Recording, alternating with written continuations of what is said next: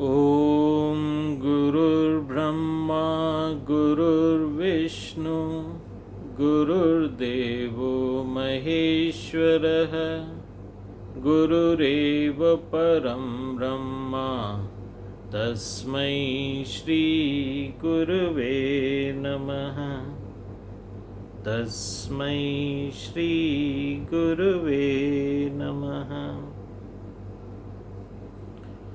दोस्तों, आज के जिस समाज में हम रह रहे हैं, जिस व्यवस्थाओं में हम रह रहे हैं, जिस युग के अंदर हम लोग इस समय अपना जीवन यापन कर रहे हैं, यहाँ पर अधिकांश लोग आध्यात्मिक मूल्यों को, आध्यात्मिक सिद्धांतों को, आध्यात्मिक ज्ञान को एप्रिशिएट नहीं कर पाते हैं, उन्हें भूल रहे हैं।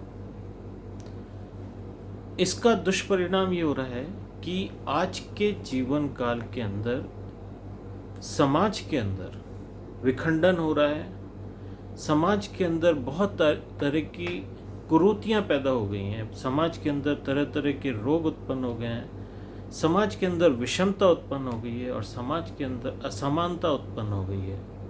समाज के अंदर दुख उत्पन्न हो गए हैं।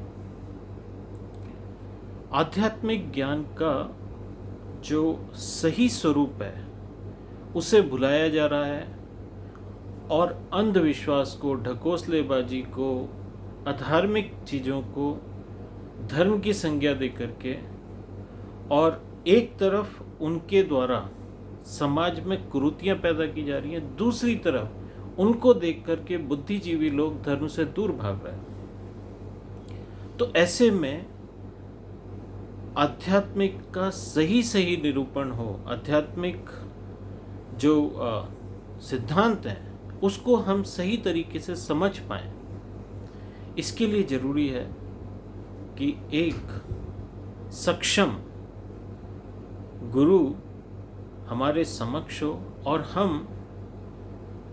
ऐसे धर्मनिष्ठ गुरु से, ऐसे श्रोत्रिय गुरु से, जो शास्त्रों के अंदर सही मायने के अंदर एस्टैब्लिश्ड हो, उसके अंदर स्थिर हो, ऐसे ब्रह्मनिष्ठ गुरु की आवश्यकता पड़ती है।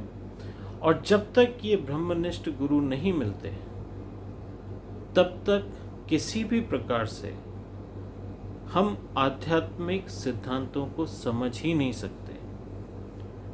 आपने सुना होगा, अगर आप किसी चीज़ को जान लेते हैं तो वो ज्ञान आपके बहुत काम आता है। आप उसको नहीं समझ पाते हैं तो वो अज्ञान आपको नुकसान नहीं पहुंचाता है। लेकिन अगर किसी चीज़ को आप गलत समझ लेते हैं तो उससे जीवन में बहुत सारे विषमताएं पैदा हो सकती हैं, उससे हमारे अंदर बहुत सारी गलतफहमियां पैदा हो सकती हैं। आज के इस युग के अंदर आध्यात्मिकता को लेकर बहुत सारी विषमताएं, बहुत सारी गलतफहमियां इस समाज के अंदर आ गई हैं, कुरीतियां आ गई हैं। और उसका दुष्परिणाम यह है कि या तो समाज अध्यात्म को अंधविश्वास समझ रहा है या फिर अंधविश्वास को अध्यात्म समझ रहा है। तो ऐसे के अंदर एक गृहस्थ होने के नाते क्या हमें आध्यात्मिक साधना करने की आवश्यकता है?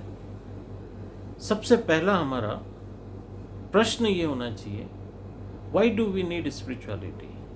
हमें आध्यात्मिकता की आवश्यकता ही क्यों है? अगर हम गहराई से देखें तो मनुष्य जीवन का, प्रत्येक प्राणी का एकमात्र लक्ष्य है कि वो आनंद की तरफ बढ़ रहा है। मनुष्य का ही नहीं, प्रत्येक प्राणी मात्र का प्रतिक्षण जो अन्वेषण है, जिस तरफ वो बढ़ना चाहता है, जिस चीज़ को वो प्राप्त करना चाहता है, वो है आनंद। हम सब आनंद मार्ग के ही राही हैं। हम सब we are the travellers with same goal of happiness. हम सब एक ही राह में बढ़ रहे हैं, सतत बढ़ रहे हैं। हर समय हम जो भी काम करते हैं उसके पीछे जो हमारा परम लक्ष्य होता है वो होता है उस कार्य से हम आनंद प्राप्त करें। आप व्यापार करते हैं, आप परिवार बनाते हैं, आप पढ़ाई करते हैं, आप कोई संगठन के साथ जुड़ते हैं, इन सब के पीछे जो अंतिम लक्ष्य है वो हमारा आनंद प्राप्ति का ही है। ऐसा क्यों है? क्योंकि मनुष्य का स्वरूप जो है वो आनंद से ही बना हुआ है, और प्रत्येक व्यक्ति अपने स्वरूप से सामीप्य चाहता है, अपने स्वरूप में ही आनंद का अनुभव कर पाता है। क्योंकि हम अपने स्वरूप को छोड़ करके भटक गए हैं, इसलिए अब हम वापस अपने स्वरूप की तरफ जाना चाहते हैं। जिस प्रकार पानी को अगर आप गर्म करते हैं तो पानी को छोड़ देने के बाद पानी जब तक वापस अपने ठंडे होने के स्वरूप में नहीं आ जाएगा, अपने शीतल स्वरूप में नहीं आ जाएगा, पानी को जो उसका तापमान बढ़ गया है वो वहाँ पर स्थिर नहीं रहेगा, वो वहाँ पर ठहर नहीं पाएगा, उसको वापस अपने स्वरूप में आना है। जिस प्रकार से सागर से उठा हुआ पानी बादलों द्वारा पूरी दुनिया में फैल जाता है, लेकिन वो पानी सिमट के वापस सागर तक आने के लिए प्रयत्नशील रहता है, प्रतिक्षण प्रयत्नशील रहता है, और वापस सागर में आकर के ही उसको विराम मिलता है। उसी प्रकार मनुष्य जीवन के अंदर भी हमारा अंतिम लक्ष्य है आनंद प्राप्ति है, और हमें आनंद तभी मिलेगा जब हम अपने आनंद स्वरूप के अंदर स्थिर हो जाएंगे। अब आध्यात्मिकता क्या है? मनुष्य को उसके स्वरूप तक पहुंचाने का एक विज्ञान है। यानी वो हमें इस तत्व का अनुभव कराता है कि हमारा स्वरूपगत स्वभाव आनंद स्वरूप है, और हम भटक चुके हैं सब चीज़ों से अपने आप को विड्रॉ करके, सब चीज़ों से हम अपने आप को विरक्त करके अपने स्वरूप के अंदर जब वापस मुड़ जाएंगे, अपने स्वरूप की तरफ हम बढ़ जाएंगे, अपने स्वरूप के अंदर जब हम लीन हो जाएंगे तो हम आनंद स्वरूप हो जाएंगे, और जो हमारा वास्तविक स्वरूप है सच्चिदानंद वो प्रकट हो जाएगा। अब इसके अंदर मैं जो ज़्यादातर समाज में लोगों से मिलता हूँ, और जब लोगों का भाव प्रकट होता है कि साहब ये सब करने के लिए तो आपको दुनियादारी छोड़नी पड़ेगी, गृहस्थ आश्रम छोड़ना पड़ेगा, आपको संन्यास लेना पड़ेगा। देखिए, इसके अंदर शास्त्र कभी नहीं कहते, शास्त्रों ने बल्कि इसका विरोध किया है। गृहस्थ आश्रम में रह करके आप अपने स्वरूप को प्राप्त नहीं कर सकते, इसका किसी भी शास्त्र में किसी भी प्रकार से कोई भी वर्णन नहीं है। साधक गृहस्थ होगा या सन्यासी होगा, इससे अपने आनंद स्वरूप की यात्रा पर कोई फर्क पड़ने वाला नहीं है। हमारा स्वभाव हमारे सतत हमारे पास है, प्रतिपल हम उस तरफ बढ़ सकते हैं। इसके लिए हमने कपड़े कौन से पहने हुए हैं, हमने कौन सा तिलक लगाया हुआ है, हमने किस प्रकार का अपना वेश बना रखा है, हमारे अंदर की यात्रा को हमारे बाहरी आवरण से कोई लेना देना नहीं है। फिर समाज को सन्यासी लोगों की आवश्यकता क्या है?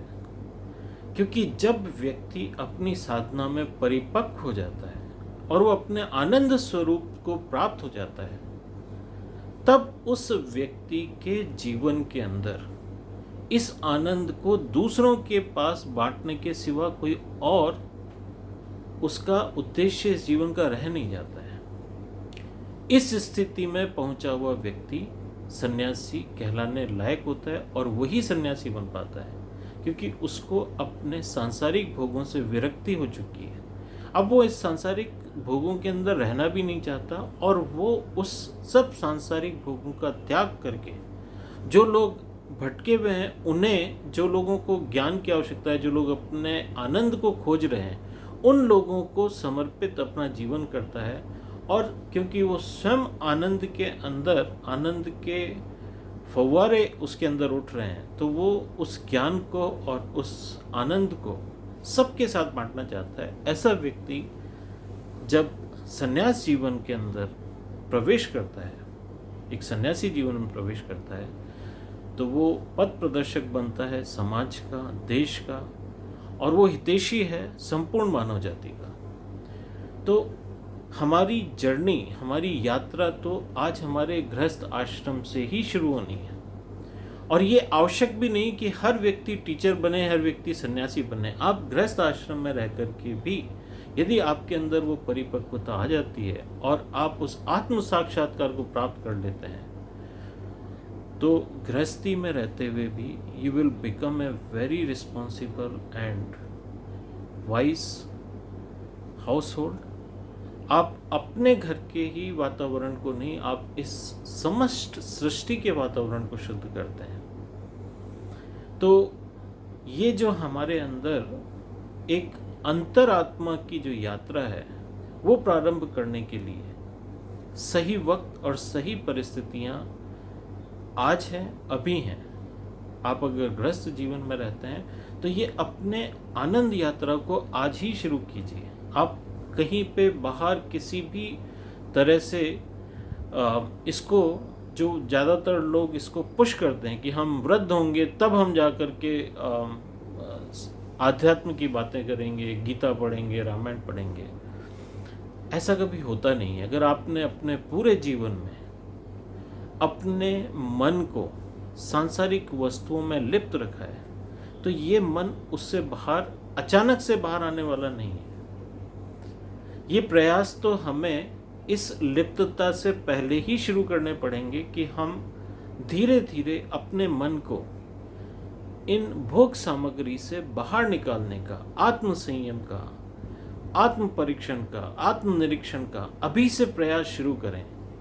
जितना समय हो हम समर्थ गुरुओं के जो सत्संग होते हैं उनसे लर्न करें, किस तरह से आत्मानुसंधान करना है, किस तरह से भक्ति करनी है, किस तरह से अपने अंदर वैराग्य पैदा करना है, और इस संसार के अंदर रहते हुए इन संसार की वस्तुओं के साथ अपना संबंध रखते हुए साथ ही साथ अपने इस आध्यात्मिक साधना के, जो हमारी साधना की पूंजी है, उसको बढ़ाना है। जैसे जैसे हमारे जीवन में आध्यात्मिक साधना की पूंजी विस्तृत होगी, विराट होगी, जैसे जैसे ये पूंजी बढ़ेगी, हमारा अपने मन के ऊपर संयम स्थापित हो चला जाएगा। हम मन के स्वामी बनते चले जाएंगे, हम मन को संयम में करना सीख लेंगे।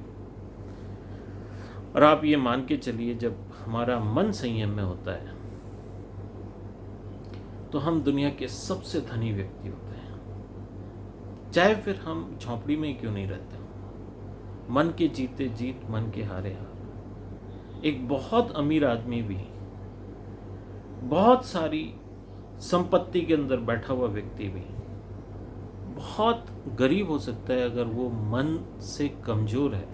अगर मन उसका संयम में नहीं है तो व्यक्ति किसी आलीशान 5 स्टार कोठी में बैठा हुआ भी एक भिक्षुक, एक भिखारी से ज़्यादा नहीं है। लेकिन एक व्यक्ति जिसने अपने आध्यात्मिक साधना से अपने मन को संयमित कर लिया है, अपनी इंद्रियों का निग्रह कर लिया है, वो जितेंद्रिय व्यक्ति, चाहे फिर वो एक झुकी झोंपड़ी में ही क्यों नहीं बैठा हो, उससे अमीर व्यक्ति कोई नहीं है। मन लागो मेरो यार फकीरी में, मन लागो मेरो यार फकीरी में, जो सुख पाऊं राम भजन में, सो सुख नाही अमीरी में। हाथ में ठूठी बगल में सोठा, चारों दिशा जगीरी में, मन लागो मेरो यार फकीरी में। तो ये जो हमारे अंदर एक सूफियाना, एक जो अंदर का एक वैराग्य का सुख है, वो जब हमारे अंदर प्रकट होता है तो ये जो सांसारिक भोग विलास की जो वस्तुएं हैं वो हमारे लिए तुच्छ हो जाती हैं। ये जो सृष्टि हमारे सामने आज हमें बहुत आकर्षित करती है कि लोग हमें हमारे नाम से जाने, हमारी प्रतिष्ठा बने, हमारा जीवन के अंदर जो हमारे अंडर काम करते हैं वो जनशक्ति, हम लीडरशिप बहुत ज़्यादा ले लें, हमारे अंदर एक ऐसा सामर्थ्य पैदा हो जाए कि हम सारी संपत्ति के, सारे सुखों के मालिक बन सकें। तो ये जो लालसा, ये जो हमारे अंदर जिज्ञासा है, ये जो हमारे अंदर बाहरी वस्तुओं के प्रति जो आसक्ति बनी हुई है, ये शांत होने लगती है। और जैसे जैसे हमारे मन के अंदर बाहरी वस्तुओं के प्रति जो लालसा है, शक्तियाँ शांत होने लगती हैं, तो हमारे अंदर आत्म स्वरूप के प्रति जागरूकता बढ़ने लगती है।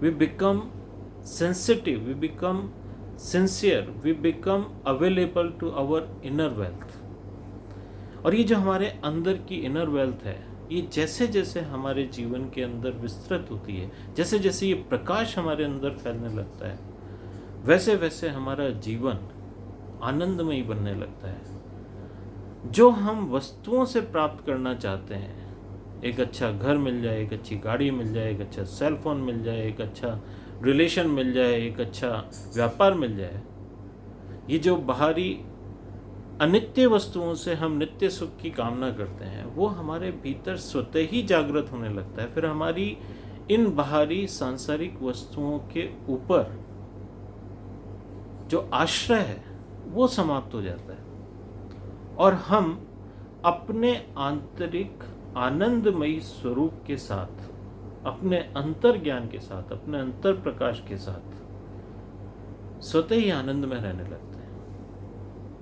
तो ये जो हमारी बाहरी वस्तुओं के प्रति जो लगाव है, जो आसक्ति है, वो छूटने लगती है। अब ये जो ट्रांजिशन है कि हम सांसारिक मटेरियलिस्टिक चीज़ों को छोड़ करके अपने आध्यात्मिक और आंतरिक जगत की जो हमारी वैभव है, जो हमारा साम्राज्य है, उसके प्रति जागरूक बने, इसके लिए आवश्यक है कि हम अपने जीवन में आज से, अभी से आध्यात्मिक साधना की शुरुआत करें। देखिए, एक बात तो आपको ये माननी पड़ेगी कि हमारे जीवन में हम सुख के पीछे बचपन से पड़े हुए हैं। हम सुख चाहते हैं लेकिन हमें मिल नहीं रहा। जब हम छोटे थे तो लोग बोलते थे कि आप पढ़ लिख के बड़े हो जाओ, आपके अच्छे नंबर से पास हो, स्कूल के अंदर बहुत अच्छा करो, तो जब आप अच्छा करोगे, अच्छे नंबर से पास होगे, तो आपको अच्छी नौकरी मिलेगी। फिर हमें नौकरी भी मिली तो सब ने कहा आप परफॉर्म करिए, बहुत अच्छा परफॉर्म करेंगे तो आपको एक अच्छा रिश्ता मिलेगा। हमने अपने जी जान लगा करके अपने नौकरी में, अपने जो प्रोफेशन था उसके अंदर अच्छा किया और हमें एक अच्छा रिश्ता भी मिला। सब ने कहा शादी होगी, फिर बच्चे होंगे, तो बच्चे होंगे जब आपके जीवन में आनंद आएगा। बच्चे भी हुए, फिर बड़े हुए। बच्चे ही कई बार समस्या का कारण बन जाते हैं। वो जो धन हमने कमाया वो भी असुरक्षा का कारण बन जाता है और हमारा आश्रय हो जाता है उस धन के ऊपर, उस परिवार के ऊपर, और हम डिपेंडेंट हो जाते हैं। पहले कहाँ इंडिपेंडेंट व्यक्ति था, वो अब पूरी तरह से आश्रित हो गया। और आश्रय भी परतंत्रता का ही एक नाम है।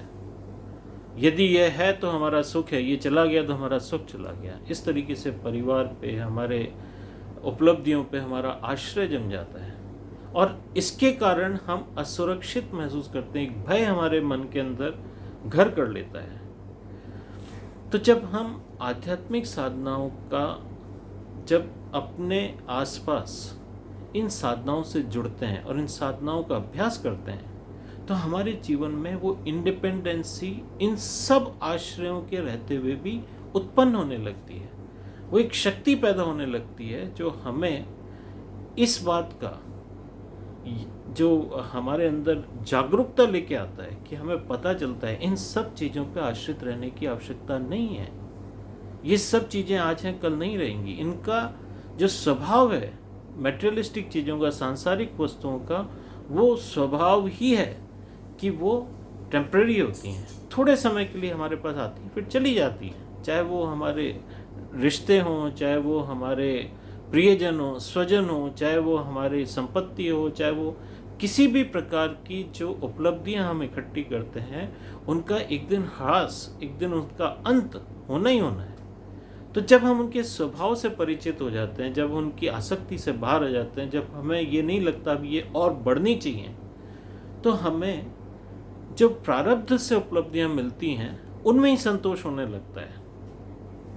ऐसा नहीं है कि कोई आध्यात्मिक व्यक्ति हो जाएगा तो अब वो सब चीज़ों को छोड़ छाड़ करके और किसी जंगल में जाके बैठ जाएगा। हर व्यक्ति के प्रारब्ध से उसके पास कुछ सामर्थ्य, कुछ वैभव स्वतः ही आता है, उसके लिए उसको प्रयास भी नहीं करना पड़ता।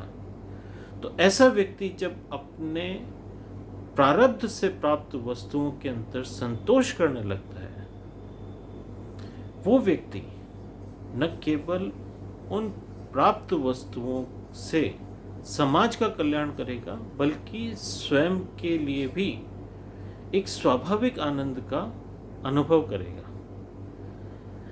देखिए, हमारा जो मानसिक संतुलन खोता है वो इस बात से नहीं खोता है कि हमारे पास साधन नहीं है, वो इस बात से खोता है कि हम साधनों की, सामर्थ्य की, वैभव की लालसा लेकर बैठते हैं। और जब हम किसी सामर्थ्य की लालसा अपने हृदय में रखते हैं और वो मिलती नहीं है, तो हमारा मन जो हमारे पास है उसको भी अप्रिशिएट नहीं कर पाता। तो हमारे पास है वो हमारे लिए व्यर्थ हो गया, जो हमारे पास नहीं है, वो आ नहीं रहा है, उसके लिए हम परेशान हो रहे हैं। इस कारण से मनुष्य अपना मानसिक संतुलन खो देता है और इन्हीं सब के रहते अवसाद पैदा होता है, इन्हीं सब के रहते डिप्रेशन पैदा होता है। इन सब के चलते हुए हमारी जो इन अनित्य वस्तुओं के ऊपर जो लगाव लगा हुआ है, नित्य वस्तुओं के ऊपर जो हमारी आसक्ति लगी हुई है, इन सब से हमारे जीवन के अंदर बहुत सारे जो है दुख, सेल्फ मेड जो सॉरोज हैं, हम खुद अपने दुखों का निर्माण कर लेते हैं, वो हमारे जीवन में लग जाते हैं, वो हमारे तनाव का कारण बनते हैं, वो हमारी चिंताओं का कारण बनते हैं, वो हमारे जीवन के ज़्यादातर दुखों का कारण बनते हैं। तो यदि हम आध्यात्मिक साधना के द्वारा अपने आप को परिपक्व कर लें, आध्यात्मिक साधना के द्वारा भगवान की भक्ति करना, भगवान से प्रेम करना, ईश्वर के ज्ञान को प्राप्त करना, अपने आत्म तत्व का अनुसंधान करना, सृष्टि को ईश्वर रूप मान करके उसकी सेवा करना, इन सब प्रकार से जब हम अपने जीवन के अंदर अहंकार छोड़ करके और सारी सृष्टि के प्रति समर्पित होते हैं, ईश्वर भाव से पूरी सृष्टि को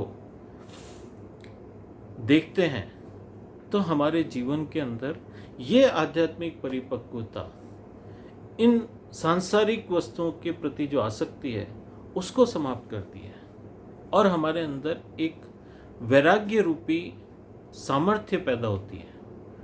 ये जो वैराग्य की शक्ति हमारे अंदर पैदा होती है, इससे हम अपने अंतर यात्रा के लिए फ्यूल इकट्ठा कर पाते हैं। हम अपने शरीर के अंदर छुपे अपने ईश्वर तत्व तक पहुंचने का जो साधन है वो जुटा पाते हैं। हम उस योग्य हो पाते हैं कि हम अपने आंतरिक बल को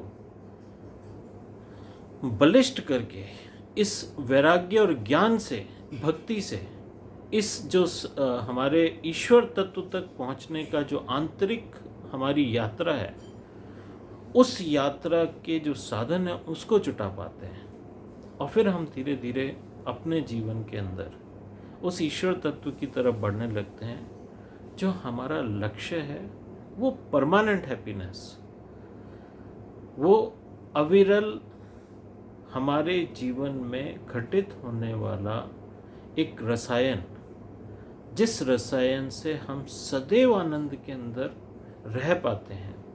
आपने देखा होगा जो महात्मा लोग होते हैं, क्योंकि आप लोग रिलेट कर सकते हैं, मैं बड़े बड़े महात्माओं का नाम लेता हूँ, चाहे वो महात्मा बुद्ध हुए, चाहे वो महावीर स्वामी हुए, चाहे वो राम हुए, कृष्ण हुए, जो ईश्वरीय शक्ति के, जो ईश्वरीय शक्ति से सुसज्जित हैं, जो ईश्वर हैं। नानक देव, गुरु नानक देव हुए, और इसी तरह से जो हमारे संत समाज के अंदर बड़े बड़े महात्मा हुए, ये सब अपनी आध्यात्मिक साधना से एक साधारण मनुष्य से परिपक्व होते हुए एक ऐसे स्तर पर पहुंचे जहाँ पर इन्होंने अपने स्वरूप को प्राप्त कर लिया, और वो स्वरूप ईश्वरीय तत्व है। इसी को सेल्फ रियलाइजेशन बोल सकते हैं, इसी को ईश्वर दर्शन बोल सकते हैं। और उस स्थिति में प्राप्त हुए व्यक्ति फिर अपने अंदर आनंद का एक साम्राज्य, आनंद का एक सागर प्राप्त कर लेते हैं। उनकी डिपेंडेंसी मटेरियलिस्टिक वस्तुओं से समाप्त हो जाती है। उनके लिए मटेरियलिक वस्तुएं इतना महत्व नहीं रखती। और इस प्रकार से अंतर आनंद को प्राप्त किए हुआ व्यक्ति किसी भी वस्तु से या किसी भी व्यक्ति से बंधा हुआ नहीं रहता है। और ये इंडिपेंडेंस आपके अंदर जो हमारे सामाजिक बंधनों के कारण जो असुरक्षा हमारे अंदर बनी हुई है, किसी को खो देने की, किसी चीज़ के खो जाने की, किसी चीज़ के दूर हो जाने की, वो समाप्त हो जाती है। तो हमारे बहुत सारे जीवन के दुख स्वतः ही समाप्त हो जाते हैं, और हम अपने आंतरिक ईश्वर तत्व से इस प्रकार से आच्छादित हो जाते हैं, इस प्रकार से हम ईश्वर तत्व के अंदर तल्लीन हो जाते हैं कि हमारा प्रेजेंस, हमारी किसी व्यक्ति के प्रति, किसी वस्तु के प्रति जो हमारा भाव है वो परिशुद्ध हो जाता है।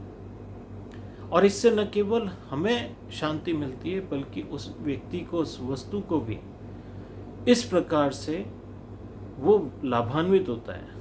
तो ऐसा कहा जाता है कि जो व्यक्ति आत्म साक्षात्कार को प्राप्त होता है वो अपने जीवन को ही परिशुद्ध नहीं करता है, अपने जीवन को ही आत्म मुक्ति की तरफ नहीं ले जाता है, बल्कि अपने समाज को, अपने परिवार को, उसकी 7 पीढ़ियों को परिशुद्धता की तरफ ले जाता है, आत्म मुक्ति की तरफ ले जाता है। तो जीवन के अंदर आप सांसारिक हैं, आप पारिवारिक हैं, आप आश्रम में रहते हैं, आप किसी भी परिवेश में हो, आज से, अभी से आध्यात्मिक साधना की शुरुआत कीजिए, अपने स्वरूप के अनुसंधान की शुरुआत कीजिए। जीवन बहुत छोटा है।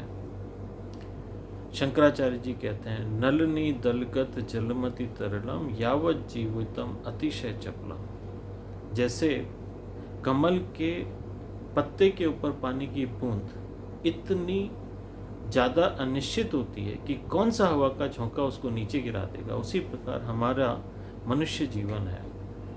हम किस क्षण मृत्यु को प्राप्त होंगे, हम में से किसी को नहीं मालूम। लेकिन इस समय को अगर हम सदुपयोग करके अपने स्वरूप ज्ञान के अंदर लगाएं, ईश्वर की भक्ति के अंदर लगाएं, तो हम अपने आत्म तत्व के अनुसंधान के अंदर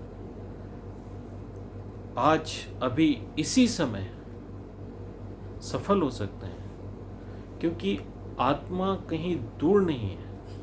ऐसा नहीं है कि आप किसी प्रकार से यहाँ चलेंगे, वहाँ चलेंगे और फिर एक समय पे जाकर के कहीं पे ईश्वर के प्राप्त पहुँचेंगे। ईश्वर सर्वत्र है, सर्वव्यापी है। अगर वो सर्वत्र है, सब जगह पे है, तो आज अभी यहाँ पर हमारे पास भी है और उस ईश्वर का अनुभव किया जा सकता है। बस आवश्यकता है अपने मन को शांत करने की, अपने अंदर वैराग्य के साधन को पैदा करने की, अपने जीवन के अंदर ज्ञान को, भक्ति को जोड़ने की।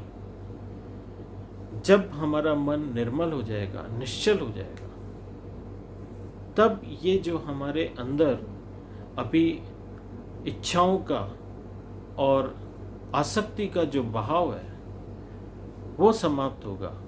और जैसे ही ये आसक्ति और इच्छाएं हमारी क्षीण होंगी, हमें अपने आत्म तत्व के दर्शन होंगे। जिस प्रकार से संसार में प्रत्येक